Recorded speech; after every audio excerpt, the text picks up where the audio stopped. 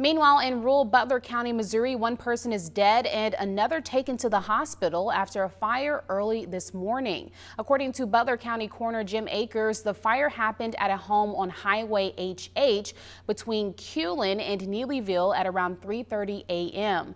Akers says the identity of the person who died is being withheld until his family is told and the investigation is complete. As of now, the cause of the fire is believed to be accidental, but it is still being investigated by the Butler County Sheriff's Office and the Missouri State Fire Marshal.